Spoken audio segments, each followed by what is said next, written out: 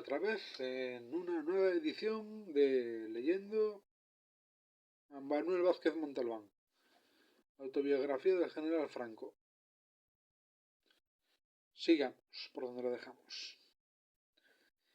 Si el Ferrol, proa de la Marina Española, había dejado en mi alma la resaca del desastre del 1898, en Toledo, lo repito, me hice un nombre y en África me haría realmente militar. En Toledo quedaron mis vivencias de adolescente, los descubrimientos de las turbaciones del alma y el cuerpo que me ayudaron a superar esas pocas pero claras finalidades del espíritu militar. No soy de esa clase de hombres que sigue fiel toda la vida a los santuarios de su nostalgia. Me puedo encariñar antes con un árbol o con un arma que con un fragmento concreto de mi vida, tal vez porque la largueza de mi caudillaje le ha dado un definitivo signo y todo lo demás me parecen situaciones que, sin yo sospecharlo, me conducían a él. Bien lo sabe Dios. Nunca me movió la ambición de mando, sino la de servicio, pero cuando se tienen 15, 16, 17 años, la ambición de gloria se adquiere en algún momento, en algún lugar, y este momento fue la llegada de las primeras noticias sobre excadetes muertos en la guerra de África, y el lugar fue Toledo, la imperial ciudad tan amada por el César Carlos. Luego volví varias veces a Toledo antes de aquel día glorioso en que conseguimos apoderarnos de la ciudad y liberar del Alcázar asediado y casi destruido por la Horda Roja. La primera fue el 10 de marzo de 1926, recién proclamado general y convocado por el encuentro ritual de los que habíamos sido compañeros en la 14ª promoción. Fui elegido invitado de honor y mis compañeros, los novatos de 1907, me entregaron un fajín y una espada toledana, esa espada que canta el barítono de la zarzuela, el huésped del sevillano. Fiel espada triunfadora que hoy brillas en mi mano, resplandece la hermosura de tu acero toledano. Junto a la espada y el fajín, un pergamino que en cierto sentido era excesivamente halagador y en otro profético. Cuando el paso por el mundo de la actual generación no sea más que un comentario breve en el libro de la historia, perdurará el recuerdo de la epopeya sublime que el ejército español escribió en esta etapa del desarrollo y de la nación, y los nombres de los caudillos más insignes se encumbrarán gloriosos, y sobre todos ellos se alzará triunfando el general Francisco Franco Bahamonde, para lograr la altura que alcanzaron otros ilustres hombres de guerra como Leiva, Mondragón, Valdivia y Hernán Cortés, y a quien sus compañeros tributan el homenaje de admiración y afecto por patriota, inteligente y bravo. Toledo, 10 de marzo de 1926. No tuve más remedio que responder, emocionado, pero sereno, a través de las palabras que dejé en el álbum de firmas de la biblioteca de la Academia. A los 16 años de salir del querido solar de la infantería, a él vuelvo de general, con el cariño de siempre a mi querida arma, de la que nunca me separo, pues el título más glorioso del que dispongo es el de infante. Y de todos aquellos que en cumplimiento del deber hicieron a nuestra infantería grande, me he guiado. ¡Viva España! ¡Viva la infantería! ¡Viva la infantería! ¡Viva la infantería! ¡Viva España! Francisco Franco. 33 años tenía yo entonces. ¿Quién los pillara? Volví a Toledo en 1935 como jefe del Estado Mayor Central y entre los 150 compañeros de 1907 les dije: con soldados como vosotros España será grande. Así sería porque la inmensa mayoría de aquella promoción estaría a mi lado durante la próxima y temida inevitable cruzada. Vida ensimismada la de academia, pero no por ello de espaldas a cuanto ocurría en la calle, en la vida de los paisanos. Buena parte de nuestros profesores eran oficiales curtidos en las batallas y derrotas de Cuba y Filipinas, y habían conservado la rabia impotente contra el abandonismo político que nos había llevado al desastre. Cuando estalló la guerra de Marruecos, todos los cadetes deseamos que se aceleraran los estudios para entrar cuanto antes en combate, no solo por una voluntad de servicio a la patria, sino también porque las guerras significaban poner a prueba nuestro valor y nuestro saber, con las consiguientes distinciones y los posibles ascensos. Pero no se nos escapa el ambiente hostil que las fuerzas antiespañolas estaban creando contra el ejército, fuerzas interiores y exteriores recelosas y tacañas ante la apertura de un posible nuevo frente imperial que España debía defender para compartir relevancia con otras potencias europeas en el control de África. Era la explosión del antimilitarismo social, propagado por los que, convirtiendo al ejército en el blanco del odio del populacho, debilitaban aún más a la débil España.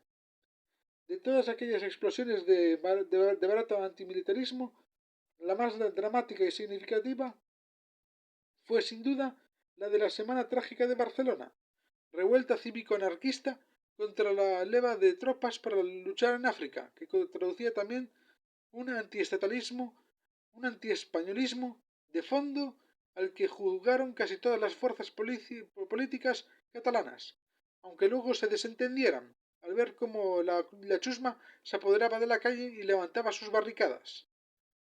La crisis del Estado español, es decir, de la patria, era aprovechada por fuerzas centrífugas nacionalistas vascas, catalanas y gallegas para plantear la secesión, y de todos estos movimientos el más profundo, sin duda, era el catalán, porque gozaba de la complicidad de fuerzas económicas, políticas y sociales complementarias y complejas.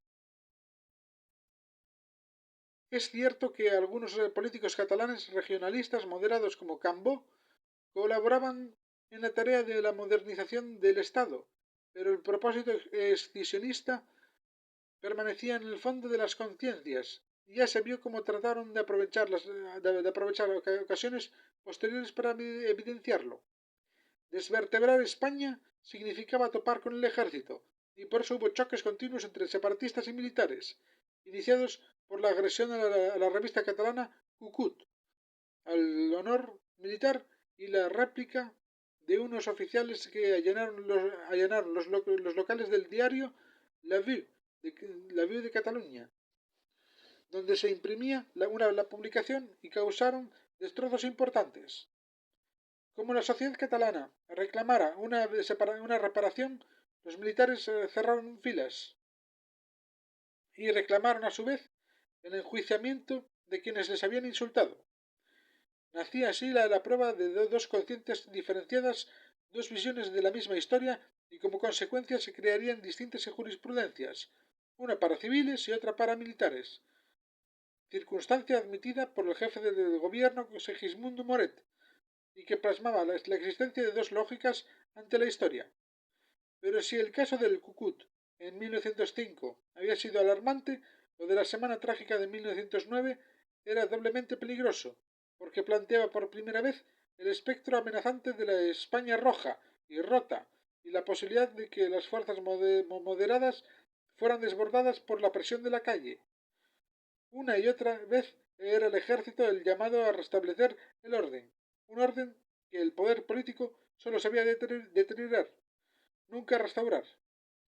Las imágenes de las turbas asaltando conventos y bailando esperpénticamente con las momias desenterradas de las monjas poblaron mis pesadillas de juventud y fueron una sana advertencia sobre los desmanes a que puede llevar la subversión, la nueva subversión, a la que tuve que hacer frente en mis destinos posteriores y durante el destino supremo de la cruzada.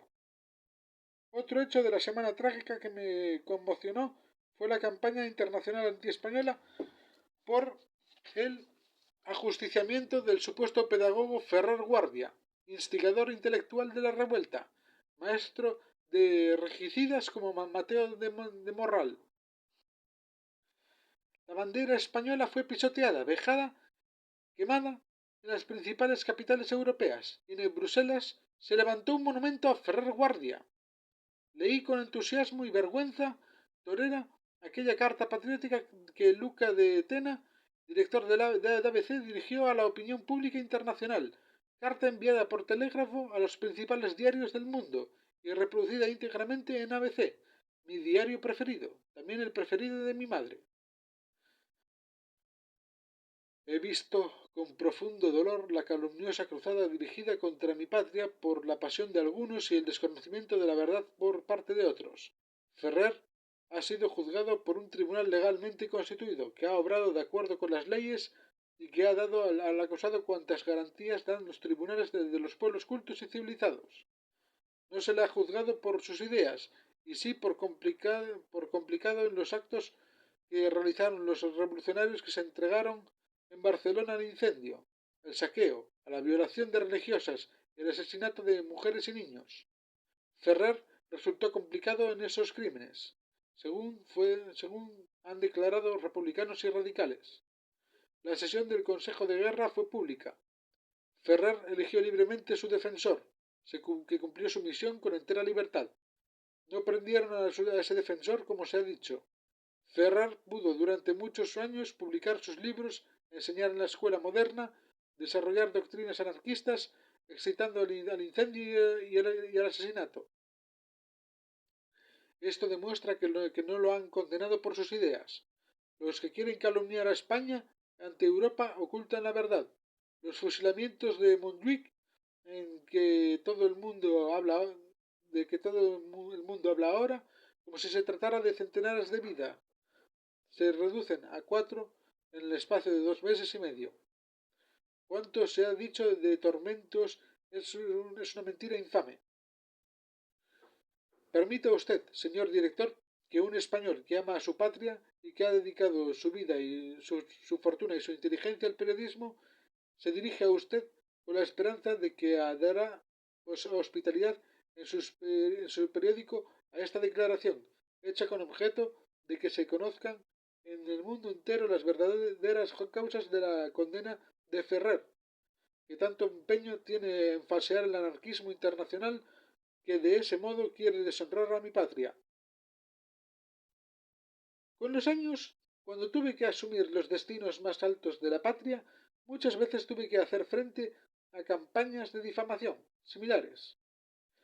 La falsa destrucción de Guernica, la detención de López Raimundo, el comunista que había organizado los desórdenes barceloneses de 1951, el juicio y ajusticiamiento de Julián Grimau, el juicio contra el anarquista y luego comunista Jorge Cunil, los procesos de Burgos contra el terrorismo de ETA, la ejecución de 5 terroristas hace pocos días, a fines de septiembre de 1975.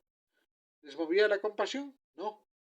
La voluntad de ofender a España, de perpetuar el cerco masónico y comunista, porque si en el pasado temieron nuestra grandeza, en el presente están rabiosos por la contundente paliza histórica que a masonería y comunismo dimos durante la cruzada de liberación.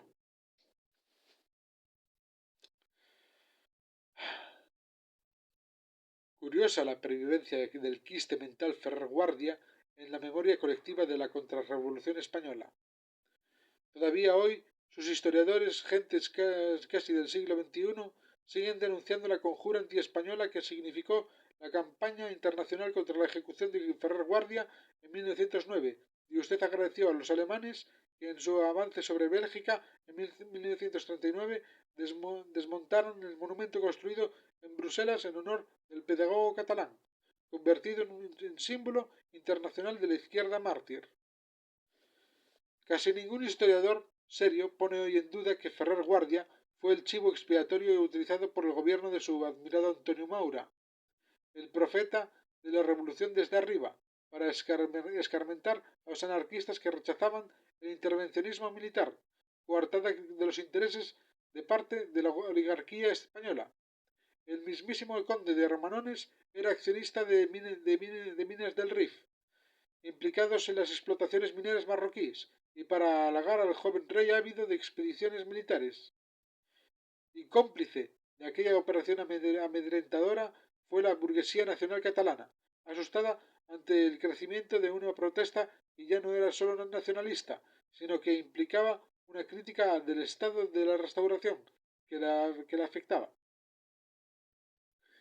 Estaban ustedes ciegos de ascenso y de muerte para no entender hasta qué punto el cadáver de Ferrer Guardia era tan instrumentalizado como su heroísmo de jóvenes oficiales drogados de patriotismo, tan ciegos que ni siquiera tenían ojos para leer y entender un discurso como el pronunciado por Francesc Cambó, el líder del catalanismo moderado, ante las Cortes de Madrid.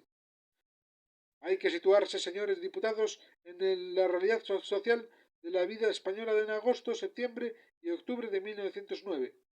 Yo estaba en Barcelona cuando se detuvo a Ferrer y me enteré de que se le había detenido porque dos diputados republicanos me comunicaron la noticia.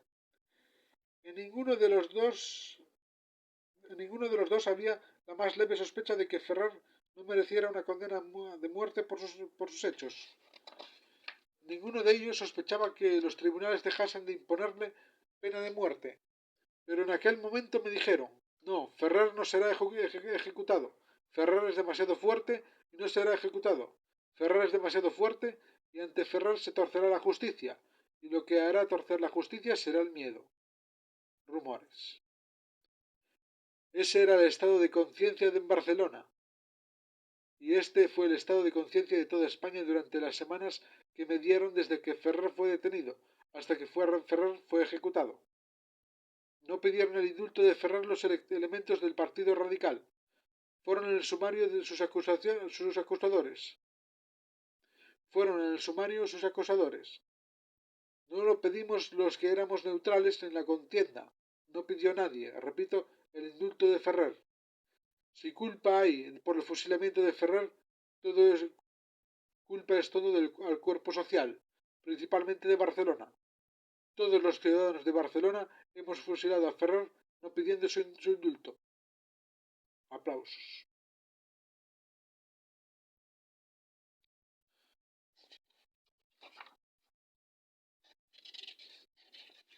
Vamos a ver. Ya queda poco para terminar esta parte del libro. Pero lo vamos a dejar por hoy. Que si no, me tiro aquí toda la mañana intentando subir el vídeo a internet.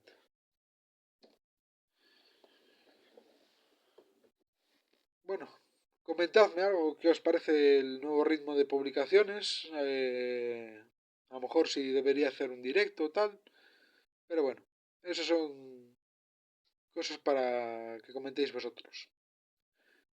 En cualquier caso, no comentéis, no le deis a like, no os suscribáis, no compartáis este vídeo por nada del mundo. Sed felices.